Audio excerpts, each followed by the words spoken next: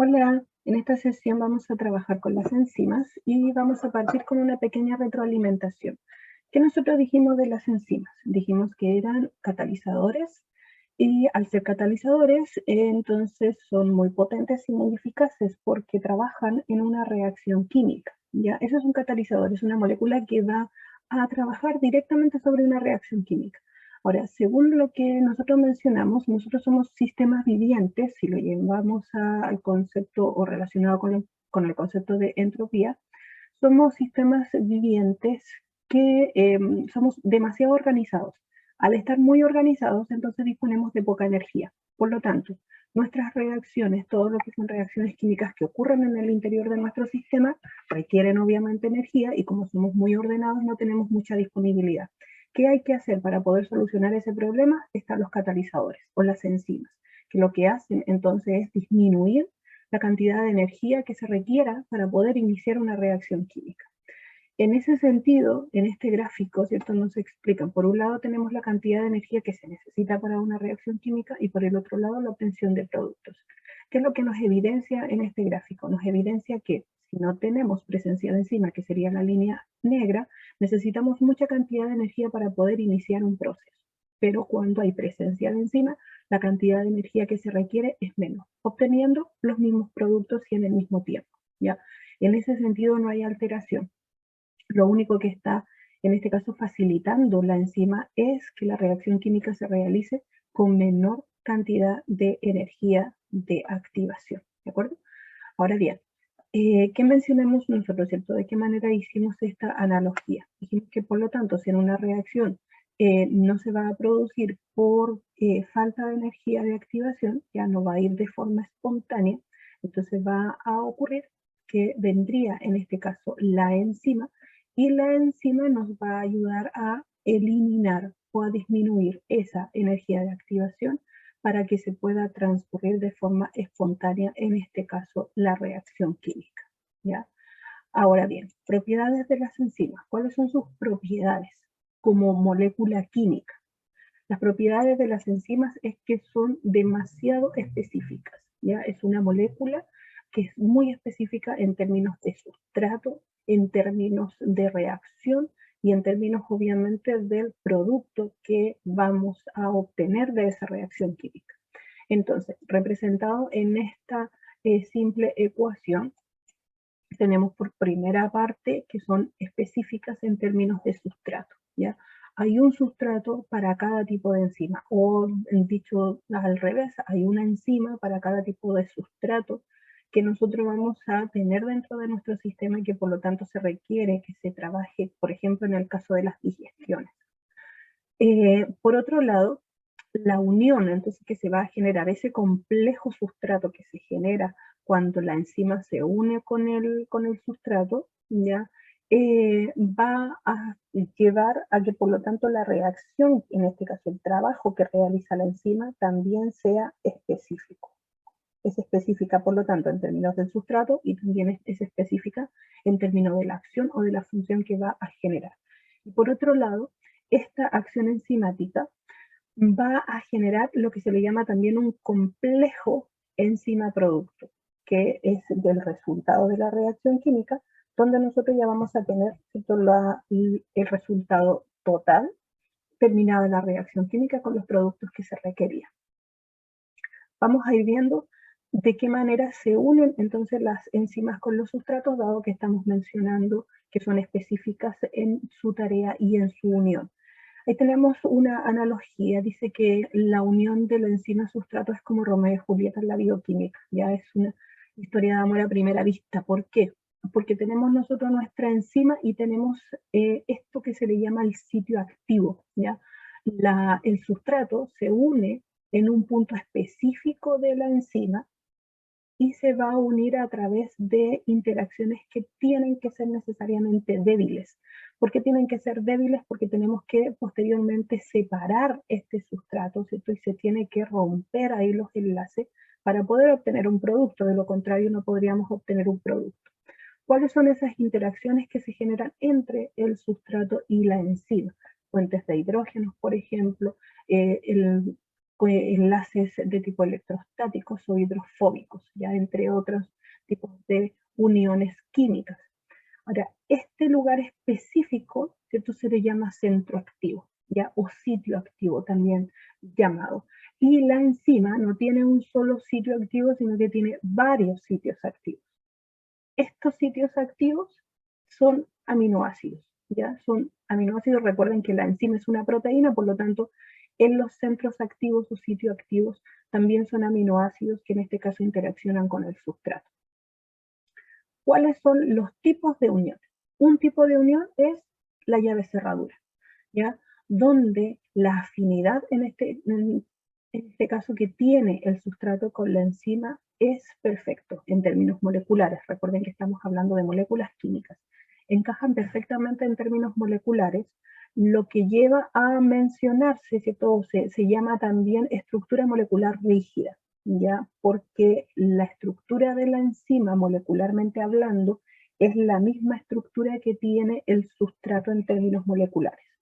Tenemos, por ejemplo, ahí esta animación donde nos va a estar ahí que tenemos el producto, ¿cierto? Que sería la glucosa más el ADP, ¿ya? Y tenemos la enzima, que sería una glucosa 6-fosfatasa.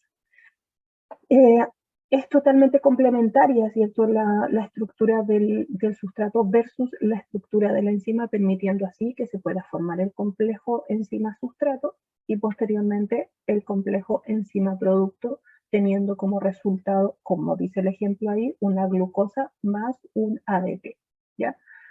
El otro tipo de unión es el encaje inducido. En este caso, el encaje inducido, la estructura molecular del sustrato no es exacta a la estructura molecular de la enzima, pero este sustrato puede llevar ya a modificaciones en la estructura de la enzima, permitiendo así una unión. A eso se le llama, a este tipo de unión también se le llama estructura molecular dinámica, porque puede haber, como les digo, una estimulación. Ya puede que las moléculas químicas que traen este sustrato inducen al centro activo de la enzima para que de todas maneras pueda generar el complejo enzima-sustrato y por lo tanto que se pueda realizar la reacción química, ¿ya? La estructura molecular entonces del sustrato ya va a inducir a la unión de la enzima. ¿Cómo se activan las enzimas? ¿Ya? Porque hay algunas enzimas que necesitan activación. A esas activaciones se le llaman cofactores. ¿Ya qué son los cofactores? También son moléculas químicas, obviamente, que en algunos casos, porque hay algunas enzimas que necesitan la presencia de un cofactor, hay otras enzimas que no lo requieren. Entonces, cuando una enzima está inactiva, se le llama apoenzima. Y luego de que esta enzima se ha unido con su cofactor, entonces ya cambia el nombre y se le llama ahora aloenzima, ¿ya? Entonces una apoenzima es una enzima inactiva y una holoenzima es una enzima activa que está unida a su cofactor. Ahí tenemos la explicación, ¿cierto? A través de una imagen donde tendríamos una enzima, que es una apoenzima porque no está con su cofactor, está totalmente inactiva, y luego tenemos entonces una holoenzima que ya está con su cofactor y por lo tanto tiene ahora la posibilidad de poder unirse a su sustrato y poder realizar la reacción química disminuyendo las energías de activación. Entonces, existen los cofactores o coenzimas, ya que son moléculas derivadas en este caso de las vitaminas y que se unen a la enzima a través de enlaces covalentes. Este tipo de moléculas puede modificar su estructura, ¿ya? El cofactor puede modificar su estructura. Recuerden que las enzimas no pueden modificar su estructura química. Un cofactor sí puede modificar su estructura química a diferencia de la enzima. Ejemplos de cofactores tenemos, por ejemplo, el NAD, ya el NADP+, el FAS, que eran elementos energéticos, ¿se acuerdan que participaban en la respiración celular? Otro tipo de cofactores, en este caso, que también se le llama cofactores, son los cofactores metálicos. Y estos cofactores metálicos son cationes que se unen a los centros activos de tipo primario, ¿cierto? No mencionamos que la enzima tiene varios centros activos, no solamente uno. Entonces, a los centros activos primarios es donde se pueden unir, en este caso, estos cofactores metálicos. Lo que hacen estos cofactores metálicos le dan mayor estabilidad a la estructura de la enzima para que pueda realizar su trabajo químico. Ejemplo, tenemos ahí algunos elementos, en este caso cationes de tipo químicos, que facilitan la estabilidad de la estructura de la enzima. Lo otro que es importante de recordar o de mencionar es que pueden originar algunos defectos, ya la ausencia de cofactores, a eso me refiero, como por ejemplo cuando faltan las vitaminas C, que sería una coenzima. Este provoca la enfermedad de carencia al escorbuto, ya, o sea que se llama el escorbuto.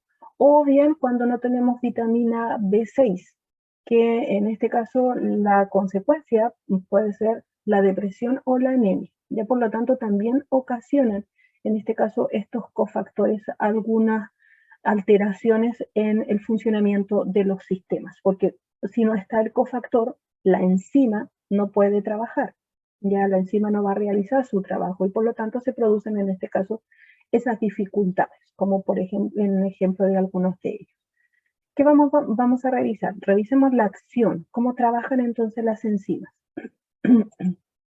Tenemos nosotros allí el, el, el orden, ¿cierto?, de cómo van trabajando las enzimas. Tendríamos primero que se forma un complejo enzima-sustrato, posteriormente se une la coenzima, ¿ya? Y los restos de los aminoácidos que configuran en este caso el centro activo, entonces van a catalizar o va a llevarse a cabo la reacción química, porque se van a debilitar mucho más los enlaces y de esa manera, ¿cierto? Se ha disminuido en este caso la energía de activación, obtengo los productos, ya obtengo el producto, al separarse ahora lo que estaba pegado con la enzima, ya el sustrato se ha separado, se han obtenido los productos y la coenzima, en este caso yo la puedo recuperar. Esto la coenzima la puedo recuperar, me va a ayudar a otra enzima para poder continuar con su trabajo enzimático. Respecto a lo que son los trabajos enzimáticos, ahora tenemos inhibidores enzimáticos.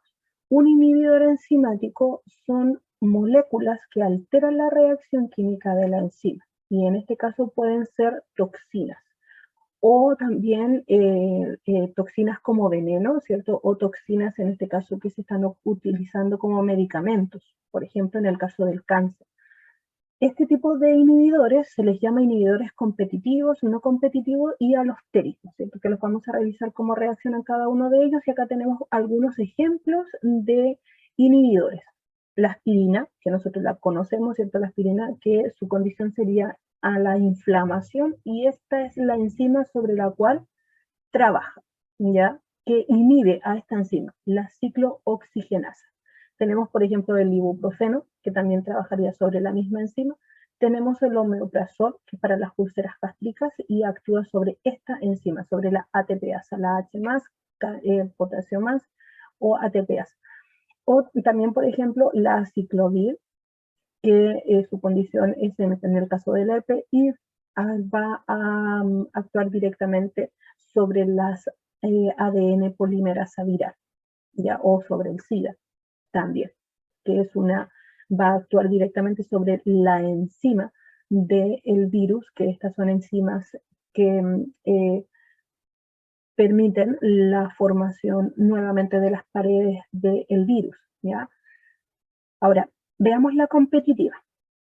La inhibición de tipo competitiva, ¿ya? Es una inhibición que en este caso ahí tenemos una reacción sin inhibidor y acá con inhibidor, ¿ya? El inhibidor ocupa parte del sitio activo, ¿ya?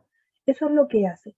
Entonces, como ocupa parte del sitio activo, el sustrato no se puede unir a la enzima y por lo tanto no se puede realizar la reacción química. ¿Ya? Este proceso es reversible, ya es totalmente reversible y va a depender de la cantidad de sustrato o de la cantidad de inhibidor para, en este caso, que van a competir por la enzima. Si tengo menor cantidad de inhibidores y mayor cantidad de sustrato, entonces va a haber parte de esa reacción química que se va a realizar. Pero si por el contrario tengo mayor cantidad de inhibidores y menor cantidad de sustrato, por lo tanto la reacción química no se va a realizar, ¿ya? En el otro caso, que es la no competitiva, Tenemos entonces que en esta no competitiva, el inhibidor se va a unir a un lugar distinto del centro activo, pero provoca un cambio en la estructura de la enzima. Veamos la animación. Sin inhibidor, la reacción química se realiza perfectamente. El inhibidor se une en otra zona, pero fíjense que el centro activo cambió. Entonces, al cambiar el centro activo, ya molecularmente hablando, insisto, el sustrato no se puede unir con la enzima y por lo tanto no hay reacción química. Ya, ahora, ¿de qué depende esto de que sea reversible o irreversible? Principalmente del tipo de inhibición en este caso, o sea, principalmente de la cantidad de inhibidores que estén presentes en este tipo de reacciones químicas. Y tendríamos la última, que sería la alostérica, que en el caso de la alostérica, la enzima también se une en una zona distinta al centro activo, pero cambia totalmente la configuración de la enzima. Ya totalmente se cambia la configuración molecular de la enzima y por lo tanto no hay ninguna posibilidad a que se pueda realizar la reacción química. ¿Ya? Ahí tenemos entonces, vamos a ver, una reacción normal sin inhibidor con obtención de productos y una reacción con inhibidor de tipo alostérico que cambió la conformación de la enzima, dejándola inmediatamente inactiva y por lo tanto no hay ninguna posibilidad a que se pueda realizar la reacción química. ¿Ya? Estas son las características más importantes que nos competen estudiar respecto de las enzimas. Cualquier duda las vemos en la sesión. Que estén muy bien.